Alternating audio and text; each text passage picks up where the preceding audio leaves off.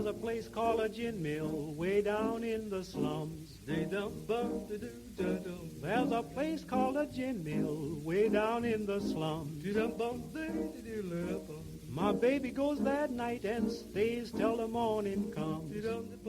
Hey. Guess what, fellers? What's up, man? We are back at 4-Day Ray. Yes. Hell yes. Isn't this a beautiful place? I love this place. I love our setup here. I love being by the garage doors. Yes. I love the weird looks we get when people walk by and wonder what the hell we're doing inside. We don't even know. Yeah, that's true. Maybe it helps bring people in. They walk by and they're like, what the hell's going on in there? You've got to find out. Exactly. Yeah. Except for somebody, myself, forgot the banner tonight. But So who do we have on, Hunter? Well, once again, we have owner and proprietor of 4-Day Ray, Brian Graham, is joining us again tonight. Welcome, Brian. Thanks, Hunter. Appreciate it. Thanks for having me back on, guys. You bet. Absolutely. I mean, we had such a fan response that we had to have you back on. Everybody was begging for it, man, so we had to get back here quick. Oh, thank you. What was that, like 2 people? Or? Four. Well, Four. Double what we usually have. Right. So There you go. Well, it had to at least have been the people sitting at the table here, so there we go. No, it's good to have you back. Cool, And we love thanks. being here. I mean, we love your beers. And again, close to home for us. We're Fishers based anyway, so Yeah, that's we've been good to have dying you for guys this in. place to open. So yeah, Yeah. we're loving it. Who doesn't love to talk beer? No, exactly. Exactly. We also have joining us Justin Knepp, who's from Indiana on Tap. Justin, welcome to the show. Excited to be here, guys. Thanks for having me. Glad to have you. No, this is a perfect dual show because we've been wanting to get Indiana on Tap on. We've That's met right. a few of the guys here and there, of course, but now we're crossing paths all the time because we've been doing so many festivals. And we talked before the show a little bit how there's what 1,000,003 festivals now every summer, which is just nuts. So we've been crossing paths, so it's nice to finally have you on the show, at least one of you. Hopefully, again, in the future, we'll start having more of you guys on, and we'll do more stuff with Indiana on Tap because we love you guys too. So. Well, we appreciate it, and likewise. And as we were talking as well, you guys actually were at our Indiana's Next Top Model last year. You guys broadcasted there, and that was a very fun evening. I know we were talking about that. And Hot Model this year, we would absolutely love to have you guys come back and broadcast that again this year at the old National Center downtown. So if you guys are up for it. Very cool. I feel like this is a shameless plug. It's not. But Saturday, April 29th, Old National Center. Blind Pig's going to be there. Absolutely. Our show is all about the shameless plug. That's why we get guests on. Good. We literally kind of like the ambassadors of the craft beer scene. This is what we do. This is our passion. So we want to get the word out there for not only the breweries, but for people like yourself who are involved in the craft beer scene. Get the word out there. We want these festivals to be exciting. We want people to attend them. We want people to learn about craft beer, drink craft beer, be part of the craft beer community. Absolutely. And that's the thing. We talk all the time about the community with the breweries and just the craft beer scene, and it's such a close community as it is. So, again, having you on and having the different things that we do and the festivals that we do in Indiana on Tap, doing the Next Top Model and everything, that's right up our alley. So we're definitely in. Good. Fantastic. I'm glad I know the date because I can start working on my tan now. Yes. Yes. You're doing the runway, though, right? Absolutely. Awesome. Oh, hell yeah. I have a white leisure suit that I look pretty good in. So Nice. No. It's not for you guys who were there last year. There's no leisure suits. I mean, either spandex, jorts, shirts optional. Cool. Yeah. Wow. It got a little crazy. Being running the sound there that night, I got to see behind the scenes, and they would look and they'd be like, "Oh, well, that person's doing that." So all of a sudden there'd be wardrobe changes last minute. Usually it was removing of wardrobe. It was a little weird backstage. It was fun though. It went from 0 to weird very quickly that night. It did. It really did. And I didn't really actually expect to be backstage, but it was kind of fun to be back there and get to see everything that was going on back there. And yeah, it was a great time. Somehow my hand never was without a beer. It was phenomenal. I'd run out, and then suddenly there'd be another one right there. It was great. That is an Loved absolute it. beautiful thing. And we've had a lot of friends now in the beer business, the craft beer business, and it's great to see guys like Indiana Tap who are doing it for the love of the beer. We got our buddies from the Dump Buckets who are doing this too, and we love those guys. So there's so many great breweries come popping up, and I don't think that crest has even started. We haven't reached it yet, which is cool. And there's so many people out there getting more involved in the craft beer and the brewery business, and people who are loving the craft beers. And I think we're just seeing a lot more women drinking craft beer now, which is very cool. So I don't think there's it's not going away anytime soon. I think we're just going to keep building the society, which is very cool. Yeah, I mean, if you come in here, on a Friday or Saturday, we certainly have, large groups of women come in, 6, 8, at a time, and they're enjoying themselves. It's Right. we talked about, last time, just the, beer and the sense of community. I think it's, it's not pretentious. It's very, it's just, it brings people together, and I think we're really seeing that, and we've certainly observed that here in our tap room, because it's not just a big sausage fest. Right. Well, we always talk about, again, when we started doing the show, we wanted to kind of pay tribute to the roots of Prohibition and what happened back then, and when people were saying, screw you, we're going to make beer, if you're not going to, we can't go buy it. And what you seen back then was, again, and why Prohibition ended was because of women mainly. They all get into the scene, and we're a lot more women drinking beer, and that's what you're seeing again now with this craft beer business, the big boom. I think you can thank women again. There's a group of, is it Pint Night Out, I believe? Girls Pint Out, which is very cool. I think there's different, I know there's an Indianapolis group here, which is very cool to see that. So, yeah, I think they're a huge part of the success of why craft brewers are doing so well right now. Brandon, I think you need to be fair, though. In the Prohibition era, it was actually women that caused Prohibition, but then it was women that saved us from Prohibition. Right. So right. I get you. Jordan, you're married. You know you don't say things like that. Oh, I do. You know me long enough to know. Oh, I do. That's very true. I know. Say stuff like I know that. you do. and here's the thing. You mentioned Girls Pint Out too. Just a shameless plug here. We'd love to get them on too and do something with them. So anybody that has connections, hook that up. Well, hey, next time you guys are out here, I'll invite Amanda out, and we can have a few of the ladies on, and they've got some really great insight. I did a whole tasting with a group of them, up here before we opened, just to get their feedback, find out what they thought was working in the marketplace. They were very eager to offer up their opinion and just kind of just let me have all of their knowledge and just what they had experienced over the course of drinking a lot of beer. And we have to remember as well, and I'm not going to be completely historically accurate here, but women, if I understand this right, women used to be the ones who brewed the beer. They were, right? Exactly. Yeah. So. Yep. Yeah, like back in Belgium and just north in France there, the farmhouse ales, the women were, basically that was, part of the household duties, and they were typically the brewers. And I think the interesting thing is, we talk about the different palates we have on the show, and to kind of hear some of the different women say what they like and everything. My wife loves stouts. She loves coffee stouts. She loves the different flavors in the stouts that, your vanillas and your hazelnuts and stuff like that. So it's cool that I can go home with something different and share that with her, and that's kind of a bonding thing for her and I, where we try different things all the time. So in the beer realm, we try different things all the time. Yeah, there's that. So, yes. Way to clarify that. Good call. Absolutely. Mm-hmm. Yeah. Don't want to get in trouble. And quickly enough, because they had one coming. So tell us a little bit about Indiana on Tap and what you guys do for around town and for Indiana and the beer business. Yeah, so Indiana on Tap, we've been around now for almost 4 years. I started the company, so we're a craft beer media company. When I say that, a lot of people look at me very strangely and they're like, "What do you mean?" But we're a craft beer media company, media marketing and events company to be more specific. So we originally started when I started Indiana on Tap almost 4 years ago. I'd been into craft beer for probably 3 years. I was into all craft beer, but then I started really getting Hoosier craft beer. And I was looking online, trying to find any kind of an online website or resource that really, at the time, just aggregated all the information on the breweries. And what I wanted was, I was like, there's got to be a directory out there that has all of the breweries. What are their house beers? I want to see pictures of the breweries. I want to plan visits. And there was no resource. There was no website that aggregated any kind of content. And so that's how we started. We started as the website, and then when we started getting more active on social media, our social media audience grew very quickly, and we started getting all these people reaching out to us saying, "Thank you for creating this site and this directory." Well, the website ended up evolving into something more than just a directory. Now it's, like I said, we have the most thorough calendar for all of the Indiana craft beer events happening around the state, news, editorials, press releases. Basically, if you want to find out what's happening in the world of Indiana craft beer, you would visit our site. We've evolved as a company to do a couple more things. We launched the Tasting Society Marketplace, which I know we're going to talk about here in a little bit. 4 Day Ray is the most recent partner who joined that. But it's Indiana's, at the time, first statewide craft beer membership and rewards program. And we also get involved with a lot of events. And that happened very organically for us, of organizations and cities and municipalities planning their craft beer events and not knowing how to do it, and then reaching out to us saying, "Hey, can you guys help us with that?" So we're involved with a lot of events. which is a lot of fun.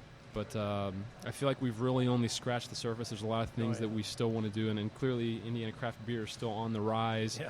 And so we're just thrilled to be a part of it. We wouldn't exist without the great breweries. We wouldn't exist without the 4-day raise. So really, we're just very appreciative, like I said, to be a part of it. So where did your love for craft beer start? I don't know. Well, I do know. There was a guy by the name of Aaron who, to me, before I got into craft beer for me was Blue Moon. I was obsessed with Blue Moon. I didn't think there was anything better than Blue Moon. And that's no knock on Blue Moon. Blue Moon's good. I haven't had one in a very long time, but that's all I wanted to drink. He introduced me to some Belgians several years ago, and that completely just opened my mind to other beer. And so, like a lot of people, I was introduced through a friend, and from there it just sort of took off on its own. So you don't have we asked a lot of guests your aha beer. Was there one beer? Was it Blue Moon that went, other than drinking, the slime of the Bud Lights and back in high school and college? Was there a craft beer that you went aha? Was it Blue Moon that? Yeah, it was Blue Moon. My brother introduced me to Blue Moon in college. For me, that was the first time I started drinking anything outside of Keystone Light or even PBR. For me, that was if you call it a gateway beer, but that was my gateway beer. Yeah. And I know Blue Moon's not really craft, and there's a lot of people that want to argue that. But, for me, I was thankful for it because it did at least open my eyes to anything other than Bud Light, Blue Moon, Keystone Light. Yeah. Even though Blue Moon wouldn't necessarily be a craft, I think because it's a different style of beer. Yeah. Back in the day when you only had your mainstream beers, it was a craft type of beer.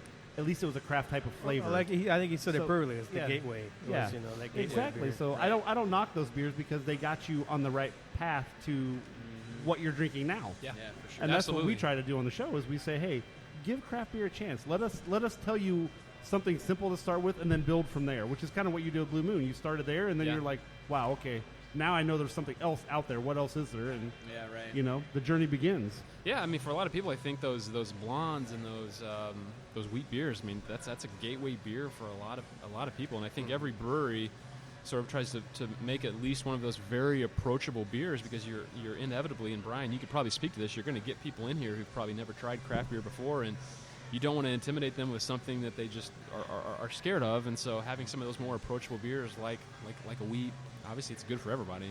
Yeah, for sure. So of those Belgians that you first had, like which one stands out in your mind? I don't remember because I don't drink many Belgians anymore. and the Belgians that I was drinking that got me hooked were not Indiana Belgians because this was several years ago. This was especially before tax. Everyone thinks of Taxman. They think of Belgian. This was well before their time. I can't remember what beer it was, but for me, it was just like this was something utterly, completely different, and I loved it. I think something, the difference between like a craft beer snob and a craft beer enthusiast is a craft beer snob likes his IPA or whatever he likes, and he wants to push that down someone's throat. A craft beer enthusiast just wants to get you turned on to craft beer so you start drinking it. And I think, to me, that's really the biggest difference. We don't care what kind of craft beer you drink. We just want to get you into the craft beer scene. A craft beer snob, if they love IPAs, I don't care if you like IPAs or not. You're going to drink this, and you're going to like it. You have no choice. That's not how we are. Well, we even on the show, when we're trying beers, we don't tend to get into too much. Once in a while we do, but not in depth into mouthfeel, because most of our listeners don't. They want to know if we like the beer at the brewery, and if we didn't, and which beers are good at the brewery. And, exactly. And some of the aromas we talk about, we try to not get too weirded out because, that's going to bore people who aren't listening for that reason, Yeah. If we're having a beer challenge and reviewing some beers, okay. But, we're on the show every week. We're not going to get into that kind of stuff because, hey, you need to get to this brewery and they got these fabulous beers and here's the ones we liked and we'll talk about them. But, I mean, we don't. Yeah, definitely not beer snob. We use the term mouthfeel here and there, but it's usually because it was something very unique about that beer that warranted that phrase. But it's not for sure. We don't have like a criteria list that we go down every time we drink a beer because that would just bore the shit out of everybody. That's not what we do. Right. Nothing like a checklist. Yeah. And that's the thing. I think, we became, when you get into the craft beer scene, you become a fan of flavor and aroma. Yep. Where you didn't have that with your Keystones and your Bud and stuff like that. There was such a subtle difference between some of those, but now when you go from an IPA to a Belgian to a stout, there's so many different flavors and aromas that come along with that. I mean, I cannot ever imagine going back the other way. Yeah. There's just, it's water now. Oh, yeah. So it's over. Yeah. So we can talk about all of our first beers from 4-Day, which we all went, wow. We're talking about the sights and the sounds and the smells of beers and something that can surprise you. We had their coffee blonde at the Nuvo Blues Festival or Brews Fest, and we're like, holy shit. Yeah.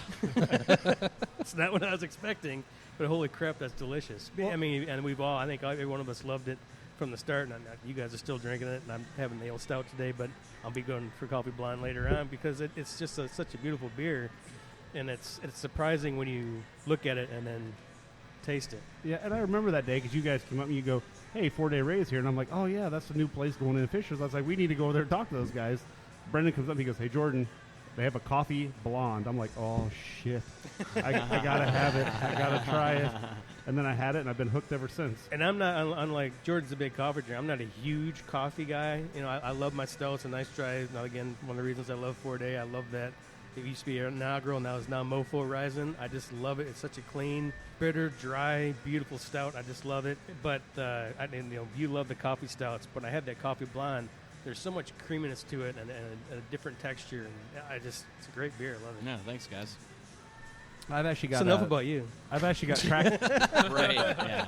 I'm drinking Track Jumper right now, and it's a great IPA. This one is one of their just well balanced IPAs out there. I mean, it's phenomenal. If you're trying to get into IPAs, this is one I would suggest. It's not gonna. That bitterness doesn't overwhelm you. Yeah, it's not going to make your lip curl and make you twitch from all the heavy hopness to it. It's good. It's very, very well balanced. Yeah, that was the first beer of yours I think I had. I think you guys poured at the Rock the Junction event in downtown Westfield this last year. And yeah, for sure. And from what I remember, I think that was the first beer of yours that I tried, and it was great. Cool. Yeah. Thanks. We were talking about the Belgians that you enjoyed and everything. I know last time we talked, Brian, you were getting closer or had either started brewing or were going to your own Belgian. Where are we at in that process? Yeah, we're still, the production is, we're walking a fine line right now. We're trying to keep up. We're probably going to push that stuff out to the spring. We've started brewing, larger batches. We do have a new holiday spiced ale coming out on Friday. It's not Belgian. It wasn't brewed with Belgian yeast, but obviously when you get into spiced ales, that's certainly in that realm. It's not a spice bomb by any means, and it's really balanced with ginger, cinnamon, and nutmeg, and then we use honey in the to get some of the sugar for the fermentation. So it's 6.5%. It's not huge by any means, and it actually finishes a little dry. So it really lets the spices come through there, and I think it's a really approachable holiday beer. Typically, that's not one of my favorite styles, just because you'll get some of the syrupy, really sweet, just like, wow, I mean, can you hit me over the head with the cinnamon stick more? And, again, we just talk about drinkability in a beer, and I think, when you balance that out, I mean, you could pair that very well with a nice dessert or like a turkey or ham, for dinner, and that would go really well. Yeah. We got a chance to sample that earlier, and it was very smooth. It was very, again, like you said, it'd be a great dessert beer. Or honestly, that whole Thanksgiving, we just passed that up. That was the perfect brew for something like that. Yeah. So it just fit right in. Yeah. It's a nice fall beer.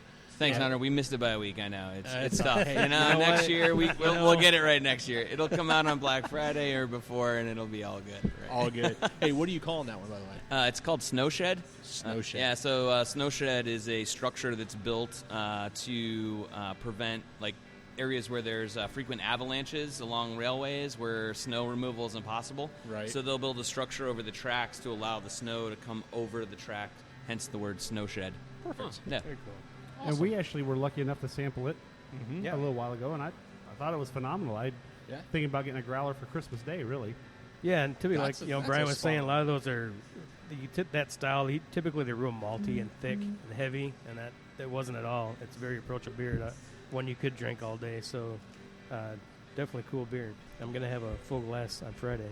Nice. Well, a lot of those, especially they get those Christmas ales and stuff, you get a few drinks sometimes, like, oh, that's cool, it's different. You get about half the glass down, you're like, man, I'm done. I can't. They're too heavy. They are.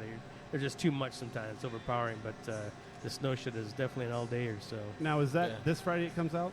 Yeah, this Friday. Oh, okay. My wife's out town. My wife's out of town, so I'll be there. I'll be here. I'll be here tonight. Yes, tonight.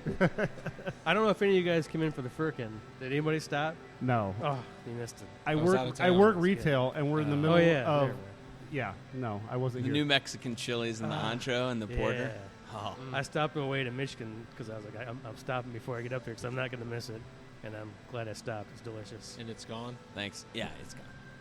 And I didn't get to try. You had another one on. Yeah, we had the ESB. that's Yeah, right. we dry hopped that with East Kent Goldings. I heard so. someone around me that had it loved it, but I didn't get to try it. And that's gone. Yeah, it was interesting training the staff, right? Because it's not, you don't, so it's like, it's all about how you present it, right? So it's not an undercarbonated beer, and it's not a warm beer, right? So it's all about the nuance and like helping them understand and describe what it is, and it's less carbonated, and then trying to help them understand that cold and carbonation cover flavor. So the reason that it's served this way is so that you can really explore, all the nuances of the beer and everything that it has to offer. Right. Especially when you're adding New Mexican and ancho chilies in there with that smoke. I mean, it really, really went well. You had some raisins from the anchos and a little bit of cherry from the New Mexicans, and then in the back, that's where you get all the heat. I mean, it just worked really well. I was really happy with the way it turned out. Yep. Yeah.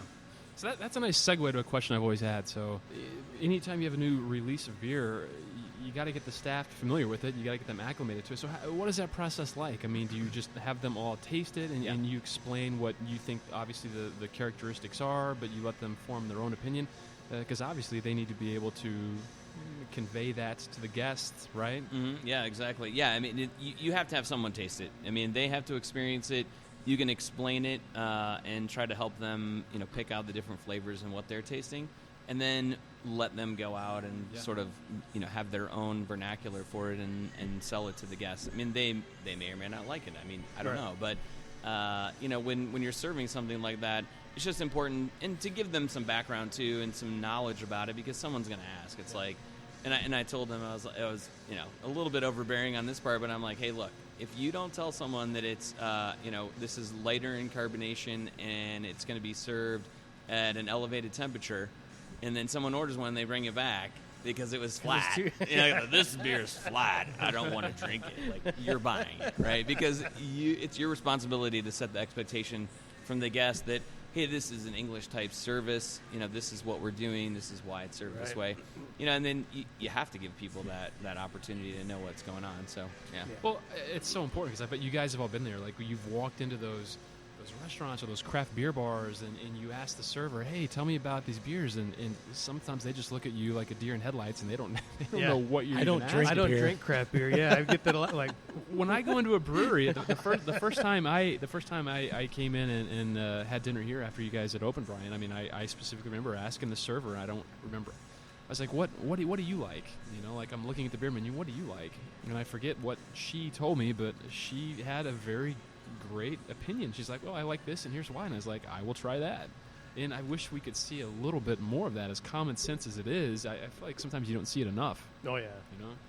Yeah, and there are times it's appropriate. I won't mention the name of the brewery, but we went into a brewery to drink one night, and the brewer was there, and we know him really well. And he told me, hey, man, you got to try this beer. Well, I tried it. It tasted horrible. I mean, it was awful. I'm like, sit there. I'm like, do I say something? I'm like, okay. So I called him over. I'm like, it tastes awful. He goes, no, I know you're going to like it. I'm like, no, dude, something's wrong with it. So he went back and tasted it. He's like, oh, God. So he pulled it off the menu like that. Wow. Something happened in the line. It was bad. So then he fixed it. He put it back up in like a half hour. But yeah, I mean, sometimes, but we kind of know what beer is supposed to taste like. So if I go into a place and I know something's wrong, I have no problem saying, Brian, man, please. Something's wrong with this tap, dude. This isn't right, Yeah, and we tell the staff too, if you taste something and it's not right, or you get a guest that says, hey, I'm not really sure about this, like, immediately find somebody, because we don't want to serve an inferior product or have someone have a bad experience. And so, that's just, I mean, it's courtesy, and people think, that, well, I don't want to offend them, or, I mean, this is what we do, right? I'm like, I want feedback. We want to be better. So please let us know. So there's that fine line, because if the line is bad or something's wrong, that you need to know about it so that you're not giving 10 other people that same thing. Because let's face it, in this industry, in food, restaurant, beer, any of that, things can happen. Yeah. It's better to know about than not. I'm always more concerned with the bigger tap houses where they have, especially coming from your standpoint, if you're trying to put beer into a place where you don't have that full control over how it's going through the lines, and they keep the lines clean. I mean, I know, I'm sure they all say they do, but if they do get a complaint and it's your beer, and you're not there to defend it, say, whoa, hey, there's something wrong with this. And like you said, if they don't have the knowledge either, whoever's serving doesn't have knowledge, you go, that's what it tastes like, man. Right. That's a bad impression on your beer. And like, no, there's something wrong. But how many of these people, there's so many, and the exchange is so fast now, and taking beers in now, a lot of these big tap houses, you wonder how much, I'm sure that's why I always tell people, go to the breweries. Even if you have something somewhere, go to the big, the tap houses, or you get stuff in a can, still get to the breweries and get that stuff fresh off the tap in the breweries, because there's going to be a difference there, even from, canning. But you have to go in and try everything they have. I mean, you have to. Yeah, some of these tap houses, 60, 70, 80, even 100 taps, to me, that just seems like that's an awful lot of lines to actually maintain properly. My gosh, yeah. And I'm not dogging them, because I love the fact they have that many varieties on tap. But and some do it right. I mean, there's places like, Hopcat, they know what they're doing. And in there's Craft to Grow up in Kalamazoo. These guys are specializing in that, and they know what they're doing. But, I'm sure there's some places I would be worried about, some smaller bars that are just throwing craft beer on tap and aren't watching. Do you guys like having so many options, though? I mean, like, oh, yeah. I love all those places. But it's interesting, for as many people as I ask that question to, for as many people who say, yes, I would love to choose from 130 taps, I bet I talk to the same amount that's just like, it's overwhelming. It's overwhelming. Yeah. My wife would tell you that that's more of a curse than, it's like me going into, party pack liquors or whatever. She's like, really? You're really going to be in there for 10 minutes? I don't think so. And there's a lot to choose from, and you just, like, well, what am I in the mood for? And, it's a process, right? And, I mean, it can be overwhelming for people, but, I mean, it's nice to have choices. That's if I'm going into a party store, it's a little bit different. I typically going in there knowing I'm looking for, or I see a brew that I like that I know I'm going to, if I grab it, but so, if they have thousands of choices, it kind of gets overwhelming. But going to a tap house like Hopcat or something, to me, I do enjoy that, because I want to keep trying different stuff. Yeah. Oh, cool. I've never even seen these before. I'm going to try it. I don't care what kind of beer it is. I'm going to try it. I've never had that brewery before. I want to try them out. So I like it, but I'm sure it can be overwhelming for people, especially if people have their likes, and they better have, 4-Day Ray on tap. We were all kind of locked into our favorite beers before we started the show, but because of this, we started venturing out all over the place with different styles of beers. And so the places that are doing the short pours now, for me personally, I mean, it's fine to sample a few different things, but if you can get a short pour, personally, I really find that valuable, because it does allow me to try more. And it's a little bit bigger portion. You can get your nose on it, really, and it's nice, versus just like a little sample cup. I can figure out whether or not I'm going to like it or not, but I mean, the short pours are really great, because I can have a variety of them, and I can still leave and walk out, without, having a full, 16 ounces or more of, whatever. Yeah. The pint room comes to mind when you say that, and I don't know if some members do, but they do those short pours, and every time I go in there, it's for that exact reason. It's great. I think that's try 5 or 6 and still walk out. The first thing I do when I go into a craft beer or new craft brewery is see if they have a flight. If they have the short pour flights, it's the first thing I get, because I do want to sample everything they have. Some of them take it extreme. We did a show with one that gave us 18 in a flight, and I was like, holy cow. Even after the Russian River. I was like, by the end of that flight, I was lit. Death there's beer. no doubt about it, So even though they were and short by pours, that there was second, a lot of into the booze. second flight, you don't know what you're tasting anymore. They don't taste the same. Those all suck. Those are all great. Yeah. I mean, it was good, and I loved it up until about, beer 16, but I think what gets me more is people don't know the etiquette if they're at a tap house. I'll do a sample, and usually I'll buy one. I'll say, let me try that one, and I'm going to take it. But there's people in there who just say, okay, now let me try that one. Now let me try that one. Now let me try that one. And, they're not even buying a damn beer. I mean, you see that a lot, especially in a bigger place like that. It's like, oh, I just want to smack them. It's like, man, it's like, buy a beer. Yeah. It's okay to try 1 or 2 samples, but, and make typically a choice. That's what I was going to say. I kind of got a 3 limit. I might sample 3, but I know I'm going to buy a couple beers afterwards, because I'm looking for what I want to drink. Some people are just in there looking to try every single beer, so they can get on Untapped and put it on there without having to buy one. That's literally what they're doing. God, do people really do that? Yeah. Yes. We Just see it try all them the all. It's funny you bring that up. I always I always end up buying a beer, always. Right. But I always feel guilty, like if I get more than about 2 samples. Yeah. But what I do is I tell the server, I said, look, like, I just want to try 1 or 2 more. I promise I'm going to order one of these. Right. Give me a short pour. I always say that too. I feel guilty about I it. usually, Like, if I I'm not buy a just beer, taking I'll the get give me a beer, but then let me try that one. But if I do want a full beer of that, and then if I try another one, I either get the one I had before, or I get that other sample because I feel guilty having more than that without buying. Let's say if I do a 3, I'm buying one of those 3 ones that I've had. I buy one of them. Or you're like, well, I didn't like any of those, so I'll take this one because you had your backup already. Yeah. You know, when you had there. But it was funny. So this is like the opposite end of that spectrum. So we had 8 guys, and we went in. Place wasn't busy, and we were all drinking beer, and we were eating food. I think we ordered. There were a couple samples ordered, and then I said, "Hey, can I try this out?" And the server said, "I'm sorry, but it's a 2 sample per table minimum." And I looked at him. I'm like, "Are you kidding me?" He's like, "Yeah, it's just 2 samples per table." I said, "There are 8 of us sitting here." Holy I mean, cow. he just That it had wasn't to be a mistake, right? No, it wasn't. Wow. It was his. He left, and I was trying to be like cool-headed about it, but I just couldn't believe it. And I said, "Hey, man, you know what? I own a place." I said, "This is how you sell beer." And he's like, "I'm sorry, this is my own personal, whatever." And I said, Good luck. "All right, well, you know what? You're not going to be selling a lot." And I mean, it was crazy. I just couldn't, I couldn't believe we were having this conversation. It was crazy.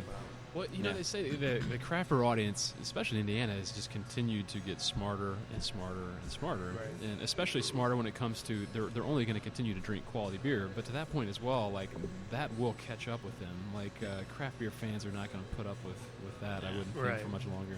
And for sure. For all those people that do take advantage of those samples, there are those that don't. There's those that look at it and say, when I get more than 2 samples, I'm usually like, okay, well, there's going to be an extra $1 on the tip. There's another extra $1. In my own mind, when that waiter or waitress comes over, they're going to look at the tip and be like, those samples were well worth my time. That's what I want them to feel like. Yeah, right. Yeah. If I'm making them work a little harder than they should. Yeah, for sure. And usually if I'm sampling more than 2, it's because I really am curious about what beer they have, and I'm really looking for that one I want to drink. Mm-hmm. But again, there are the people that just take advantage and just want to sample everything and not pay for it. Yeah, for sure. So I think it balances out in the end. Yeah. It has to. Well, and while we're talking about flights and samples, so Justin mentioned earlier that 4-Day Ray was the newest member of the Tasting Society. So if you're a member, certainly if you're not a member, sign up. If you are, our offer is $7 off of a flight of 4 or more. We don't have a set flight here at 4-Day Ray. We do 5-ounce pours of everything. So if you want to line up all 9 of our beers and have one of each, you're more than welcome to do that. So we're doing $7 off of 4 or more, and then we're giving 20% off of merchandise as well to the Tasting Society members. It's 2 incredible offers. Incredible offers. So I know members are going to be very, very, very excited. And so thank you again for participating. And again, I wish I could come in and redeem the offer, but I can't. But no, it's 2 great offers. Absolutely. Thanks. What is it, January 13th, I think? We're going to be doing our first event with you guys as well? Yeah, so Indiana Tap, we do what we call the Tasting Society monthly events. And they used to be monthly events, but they're not anymore. We'll probably end up doing 5 or 6 this year. But the first one for 2017, it's in Broad Ripple. We always do it. We always do them in Broad Ripple. It's at this new location called The Hatch. It's a really, I don't know if you guys have seen it. It's this co-working space. It's new. It is such a cool space. They have a DJ booth, which we're not going to use, but any space that has a DJ booth is cool, right? And so, 4-Day Ray is going to be our featured brewery for that event. And these events are really cool. And Brian, I don't know if you've ever been to one before, but they're cool because they're small, they're intimate. We don't do these events to make money. That's why the tickets are so cheap. Tickets are only $12.50. And that basically gets you the equivalent of 3 pints, and then basically each pint after that you wanted to drink, I think is only $2. But what's so cool about these events is it's a way for some of Central Indiana's most sincere craft beer drinkers to really come and, unlike some of the other events, like really talk to the breweries, talk to the people there, like really appreciate the beer. And that's the audience that we've really cultivated. This will probably be our 10th or 11th or 12th event that we've done now over the last 2 years. But we are absolutely thrilled that you guys are going to be there on January 13th. If you want to learn more about it, you can go to indianatap.com and you can purchase tickets there. We always have breweries. We usually have a local Indiana winery But then we have live music. We have an artist who comes in. We have a local food vendor who comes in. So it's just a lot of fun. And it's on a Friday night, which is a little bit different. Friday from 7 to 10 p.m. So I think this is the point where we need to take a quick break. Everybody's going to... Okay. I'm out of beer. Yeah, I am too. You always know when it's time for break when we start seeing empty glasses around the table. Slowing way down. I got a guy who goes and gets mine, so I'm good. There you go. But that doesn't help the rest of us. So. No. Yeah, damn it, Riley, where are you? We're gonna insert a break here, and then we'll be back here in just a couple minutes. What's the best way to make it through a long work week? Take a midweek break and join the fun every Wednesday night at Alley's Ale House in Fishers for Nico's Open Stage. Want to share your talent in front of a live audience? Whether it's breaking in some new material or jamming out to some favorites, Nico's Open Stage is the place to go for it. There's never a cover charge, and walk-ins are always welcome. Each week brings a featured artist and drink specials from Jack Daniels. Check out Nico's Open Stage on Facebook for more details. And come join the fun every Wednesday night at Alley's Ale House, home of the boys of Blind Pig Confessions.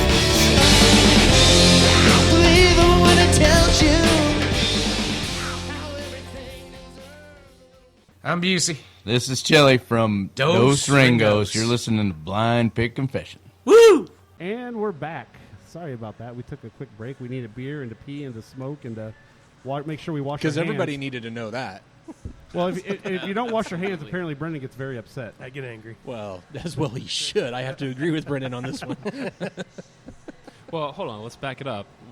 What we're talking about here is one of the things that makes 4-Day Race so special amongst everything else. They have communal sinks. A little known fact, this is actually where I met my wife, guys, was at that communal sink. Really? No, not really. I was going to say, that was a You really guys good got story. married. Yeah. That was a... We should have just kept with that. That would have been awesome. That's where I met my future ex-wife at that communal sink 20 minutes There ago. you go. Yes. Right? Did you step up and say, "Can I wash your hands for you"? Yes. Towel, man. It keeps you accountable. Like, you got to wash the hands because someone may see you not do it, right? Right. So, Yeah. You definitely don't want to walk out of there.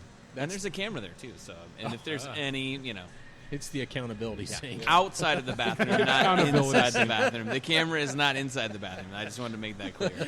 Yeah. I was going to say, hey Brian, we're getting together offline here after the show. Right. Yep. It's our side business. How do we get that footage? Yeah. Pretty. And we have Repeal Day coming up. I heard Cheers to that. Yes. Cheers. Hell yes. Mm-hmm. Well, obviously, with the name 4-Day Ray, we knew people would abbreviate it. So FDR ended prohibition.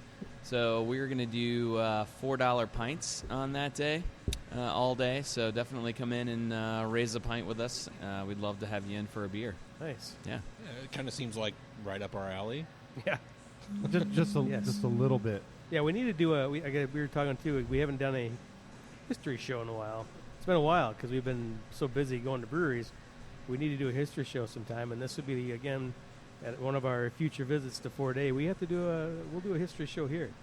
We with really Brian should because it just all ties together. So. back in the day when we first started, it was just Brendan, Cowboy, and myself.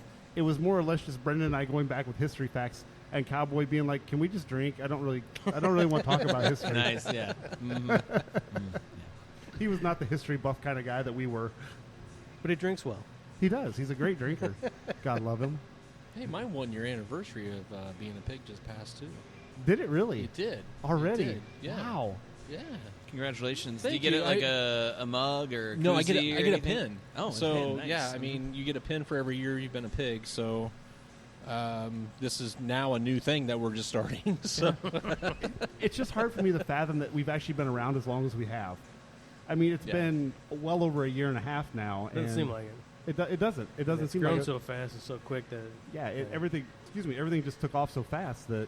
Well, and again, It all one of the started- big key events was the Indiana Next Top Model. Yeah. That was huge for us because we had a good base then. We had listeners. We had listeners from my other show, and we had a decent fan base. Yep. But after that, and again, we weren't known out in the community as much before that because we were doing everything pretty much at Allies, and we did some stuff at Danny Boys. But that's really what got us out there, and we haven't stopped working since next to the hot model because we've been so busy with breweries wanting us to get in there every week. We barely get time to get back to Allies on Tuesday.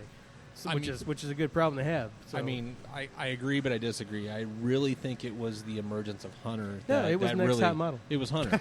So after that, the numbers went through the roof. Yep. Yeah. And we got to thank the boys from Dos Ringos because we did one of our topic segments was doing outlaw country, and that show we had a couple of them. Those shows went through the roof.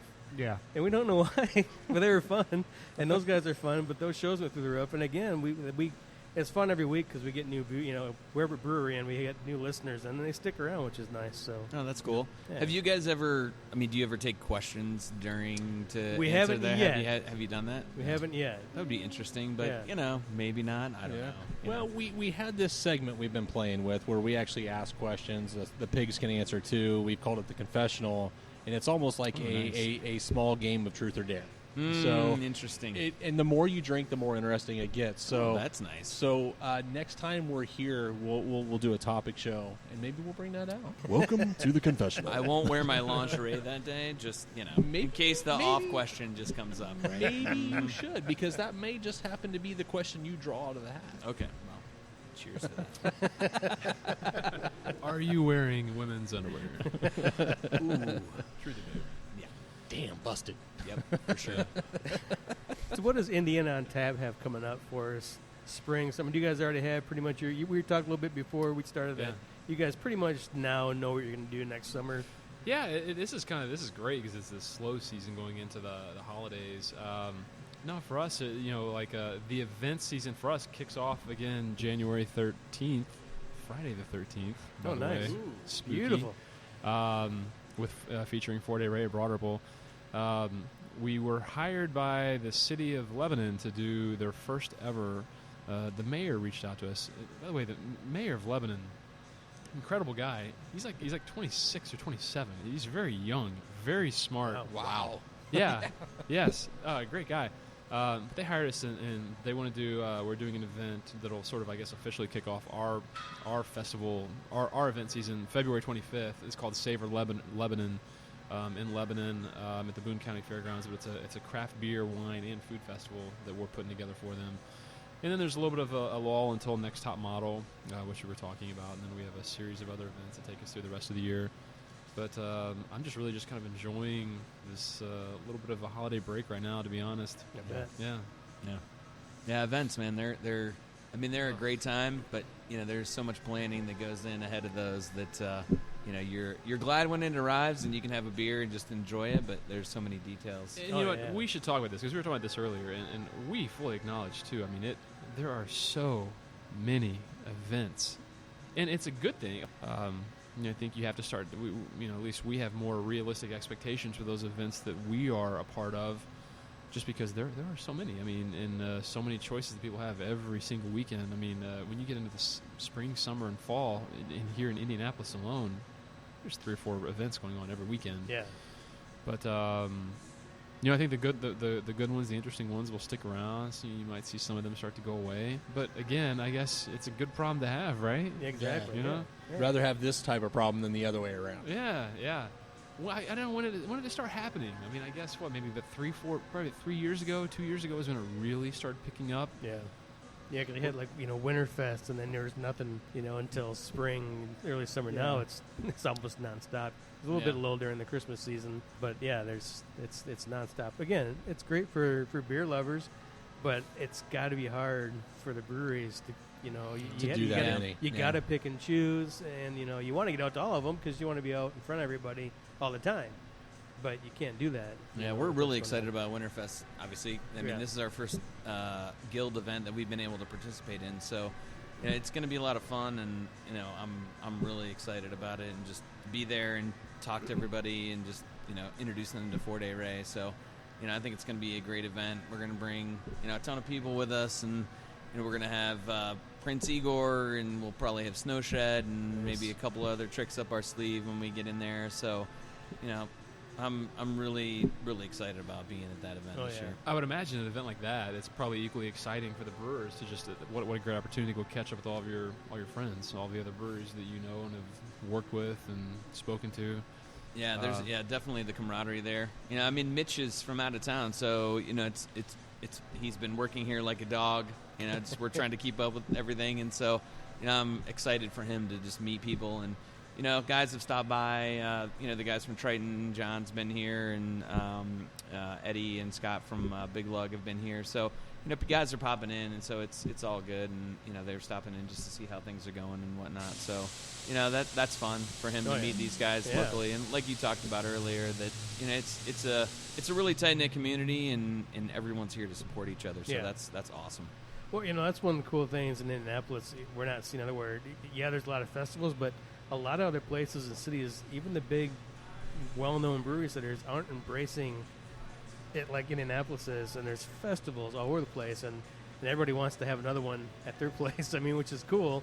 But it is it's awesome to see how much Indianapolis is bringing up the craft beer business, and they're just embracing it. And let's have another festival. Festival. Obviously, you better have something good going on. Because in a few years, it's going to mellow out where, you're going to have to, have something other than just serving beer. There's some awesome ones out there. Dig In, we think, was fantastic. We love that in the heat of the summer, but it was such a cool event. Noblesville Brews Fest was awesome, and in the fall, Winter Fest is always great. Next Top Model. Those events are always going to bring people in because there's more to it. There's character to it, and there's other things going on that's going to bring people out to them. So, I thought Dig In did a good job because they incorporated not just craft beer, but they also incorporated craft food and top food. I mean, absolutely. Great chefs of the city, and it was amazing. I spent just as much time drinking that day as I did eating, or I should say, I spent just as much time eating that day as I did drinking. I should say that backwards. And that was a good day for us. That was the first time we met a longtime fan who is in a band, Robert Rolf Feddersen. Mm-hmm. He'd been listening to us for a long time, and he'd been promoting us. We didn't even know it. I had my shirt on, and he chased me to the porta potty. And I'm like, why is this guy yelling Blind Pig Guy at me? I don't know what's going on here.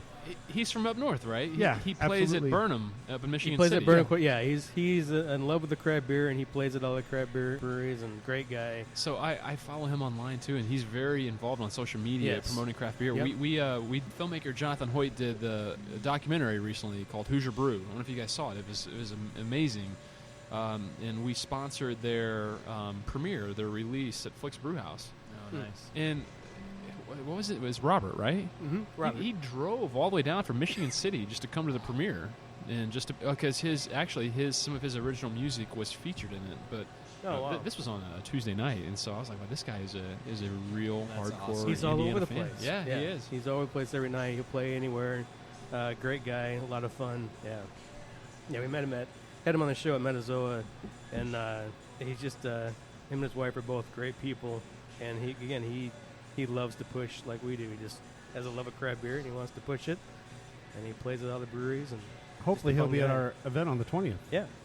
We're looking forward to that. He hasn't committed to it yet, but I have a feeling he will. Oh, I'm sure if he can get down there, he'll be here. Yeah, absolutely. It's just how he is, but a lot of fun. So it's amazing how these events and stuff intertwine you with people that you've never met before, and you get to see a lot of people that you do know. We have a really good relationship with Jerry down at Beer Brewery. Jerry texts me at least once every other week, asks me when we're going to come back so we can get back on the show. We've had to invite Jerry up to Alley's just so he can get his fix of being on the show, and Nice. It's a lot of fun though. It's a good feeling for us when people want to be on the show that much because it is fun. We try to make this a fun setting for anybody that comes to the show. We don't want to be, like we said earlier, we don't want to be that stiff just reviewing beers type of show. We do review beers, and we want to let people know how great your beers are, but we don't want to make it boring. I don't want to sit here and review 10 beers in a show and say, well, the mouthfeel and the ABV and IBU. I mean, it makes it sound pretentious, and that's not what we're about, at all. Except maybe Brendan, but I mean, I do it after the show. Man, that sucked.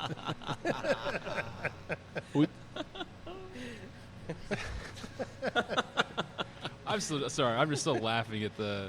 I know you mouthfeel. Can we just talk about mouthfeel for a little bit? Like, yes, somebody came up with that Yeah. Adjective, right? No, yeah. No, not adjective. It's a noun. A noun, but Yeah.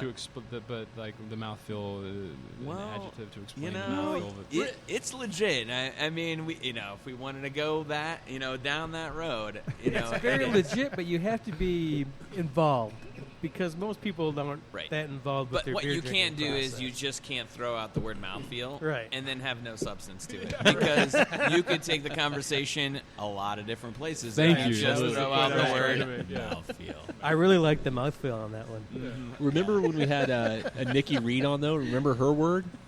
It's chewy. Yeah. See, that's mouthfeel. Yeah, right? it is. It absolutely totally is, but it's a description of it, right? Yep. So you can say it's viscous like motor oil, right? You don't have to say the word, mouthfeel. Right. Mouthfeel I feel does like we're sound on the kinda Pee Wee dirty. Herman show and everyone's going to scream and yell when we say the word of the day, right? It's mouthfeel. So, Jordan, what are you drinking right now? Mouthfeel. I'm drinking the coffee blonde. Can you explain the mouthfeel of that coffee blonde? It's pretty smooth. I wouldn't say it's creamy because it doesn't have the milk stout attributes to it, but it's just a regular normal beer. But It's got a fuller mouthfeel. It's not real. A creamy mouthfeel. It does not have a creamy mouthfeel than this one though. A milk stout would have that creamy mouthfeel that you're looking for and wanting me to say, but this one does not. It's not creamy at all. It doesn't taste like saline, I promise. This one just shoots straight down my throat. There's no creaminess to it at all. Woo! You'll learn quick. If you try to go dirty, we can keep up. It's no problem whatsoever. Cool. Wow, you can't even bleep out that. There's no beep for it. You just have This to is beep an the whole adult thing. show. I mean, oh, okay, cool. Yeah, it's 21 and over. I mean, Nice. All right, so we try not to let it get to that point where it's obscenely dirty, but some stuff we don't care at all. So it's okay if I'm not wearing pants right now, then? Oh, absolutely. Oh, okay. Yeah. Cool. Well, Awesome. nobody knew until you just said it. Well, that's right. Except everybody walking by. Well, That's why we have a crowd outside right now. yes, certainly not. No, we go to a brewery. We tend to let the brewer, they get to run the language of the show. They get to set down those rules. We're going to go with what you guys are doing.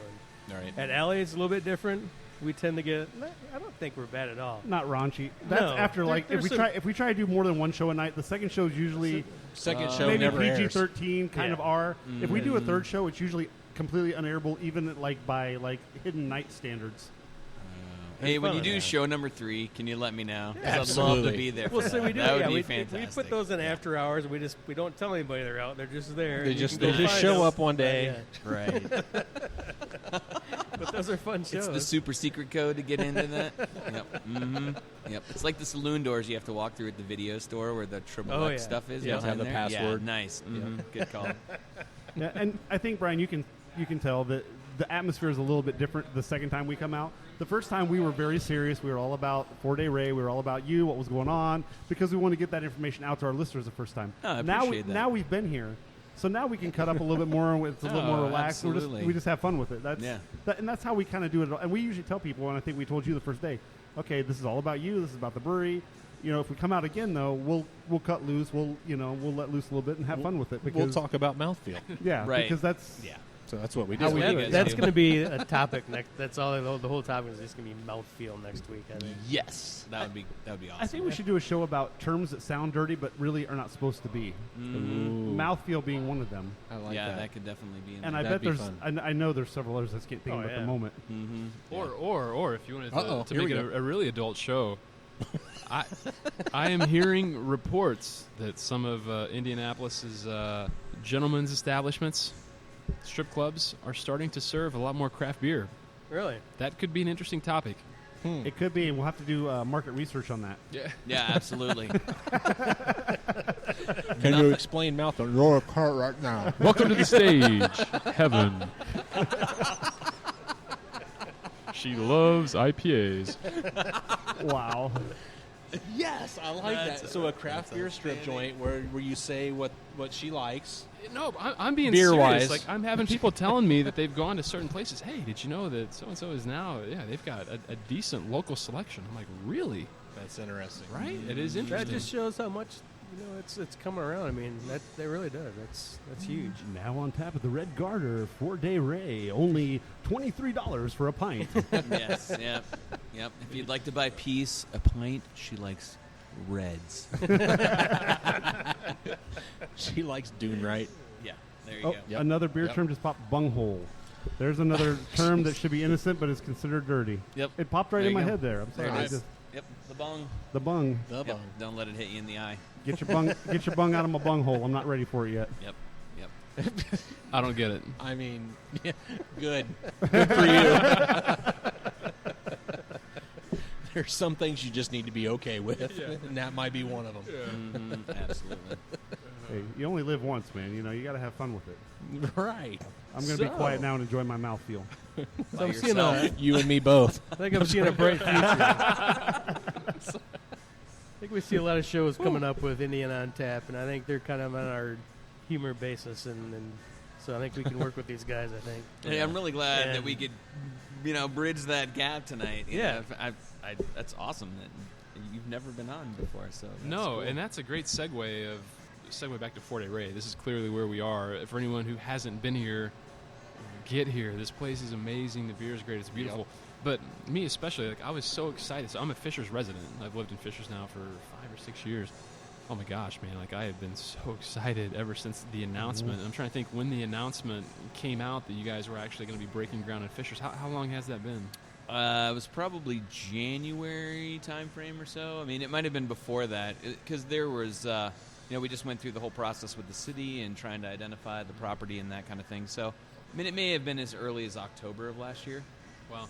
Well, I know you've heard this, I'm sure, from many, many people, but this place is amazing. It is. And if it's not already amazing enough, the patio, which I understand it's not done yet, but it's basically done, but that patio is going to be top-notch once the weather warms back up. Yeah, thanks. This yeah, spring and summer. Yeah, we're going to have awnings out there, and we'll have overhead heaters, so you'll be protected from the rain. And then, in March, when it can be a little dicey, with the heaters and everything, we can, have those on. And so, we're trying to use it, obviously, as many months out of the year as we possibly can. And then there's a fire pit out there. It's a gas fire pit, and you just relax in some Adirondacks or, something like that and just chill. So, yeah, it's a cool space. Or if you don't want to relax, rumor has it, do you really have built-in beer pong tables out there? Yes, so you're Really? yes, we actually do. So I got to figure out the logistics of the cups, but yes, we have a regulation height beer pong table. It's concrete, yes, and it's a permanent fixture out on the patio. So I feel like a tournament or possibly a league coming on. Yes, you know what I yes. mean? Like you buy in or whatever. So everyone's been doing the whole cornhole thing, so we just might have to break out the beer pong leagues and just do it. Please. Yeah. Oh, that's a must. Yeah, that's funny. beautiful. I've just have been avoiding that. Well, I saw it out there, and I asked someone. I think I asked Brooke. I'm like, "Is that what I think it is?" And she just looked at me and grinned. And she said, "Yes, it is." Thank you. It's mouthfeel. Yeah, it's mouthful. All right, guys. So we're almost to the end of the podcast here. We only get an hour of recording time, but that doesn't mean we can't stay and chat and drink. Sure. So, Indy on Tap. What else do you have? You got anything else you want to finish out the show with, and No, then we'll hit up Fort A Ray. Thrilled to be here. Thrilled to be here. Thanks for having me, and thanks to Brian for having me. And what a beautiful, beautiful brewery and great beer. And I'm just happy to be here. Thanks. Long overdue, man. Welcome. Yeah, thank you. Yeah, we're looking forward to doing a lot of stuff with you here in the future too. So we'll definitely be getting a hold of you, and hopefully we can get together on some different events and whatever's going on. And I feel like we have a bus trip coming up. Yes, we do. Well, if you want to tease it up, so Let's do it. Yeah, it's coming. So yeah. Indiana Tab, we have a craft beer party bus. We don't rent it out. We use it because our team goes to so many events. So we took this 16 or 17 passenger bus, and we converted it into a real party bus. It's got a bar on the inside with a bottoms up dispensing system, 3 TVs, a built-in karaoke machine, built-in guitar amp with guitars, disco light. So we have a lot of fun in it. We're still breaking it in, and we would love to do a podcast live on the bus. What's the name of the vehicle? Oh, I'm proud of this because I came up with it, but we call it Ale Force One. Ale Force. Ale Force One. Yeah. Yes. So Yes. Yeah. Well, I think I speak on behalf of all of us. We are definitely in. Yes. And we're excited about this. And if we do it, we will swing by Fort A Ray, get a beer, Yep. pick up Awesome. Brian, and then Yeah, that would bring be him cool. with us. Yeah. and Yeah, then move on to absolutely. the next spot. Yeah, that vehicle is definitely pimping. Absolutely. Oh, yeah. We'll get to 3 shows that night. Yeah, there we go. Yes. If we're on the bus, Brian, you jump on the bus with us. We'll get to that 3rd show. I guarantee it. Yep, we'll throw a couple kegs on there. We'll be all good. There we go. Yeah. Mm-hmm. Very nice. Definitely do that. And a good big thumbs up for Bottoms Up because it's another amazing product. Yeah, that's gonna be a fun show. I think we'll That'll do be it in fun. January, I believe. We'll try and set that up. Whatever. But so yeah, this is a teaser, but that's gonna be a blast. Might need to put some chains on the tires, but we're in. We'll do it. Whatever we got to do. Sounds good. So- Brian, what else you got? 4-day Ray. Man, we're I'm kind of at a loss for words. I appreciate you guys taking interest in us and being here. And I was just commenting before the break. This is really fun. Just talking about beer, and that's why I started planning this in 2012. So, I hope you guys keep coming back, and we just want to provide good content and good education for people, and hope they're enjoying a beer. And come in and see us. We're here, and just want you to enjoy some good beer. So, thanks, guys. I really appreciate it. Thank you, sir. Thanks for having us. Appreciate it. All right, everybody have a good night.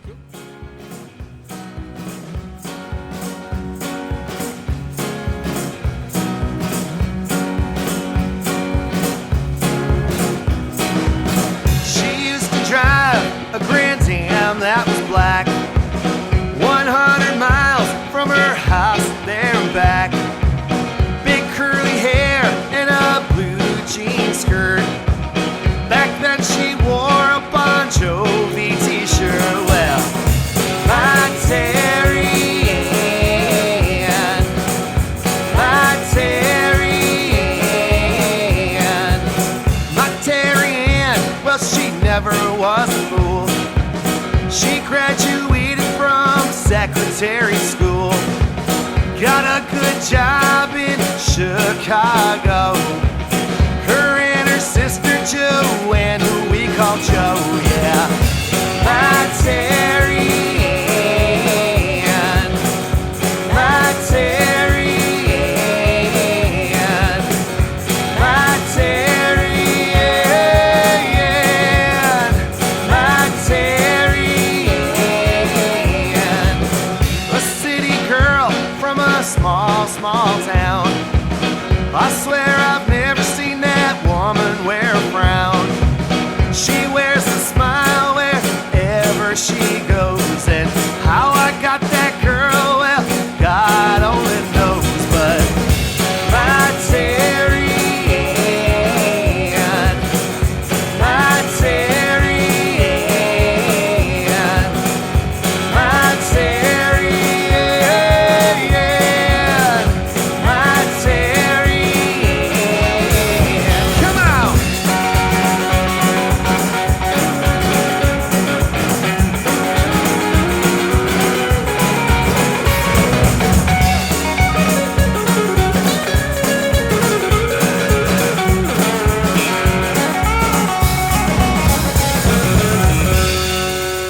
She used to drive a Grand Am that was black, 100 miles from her house there and back. Big curly hair and a blue jean skirt. Back then she wore a Springsteen t-shirt.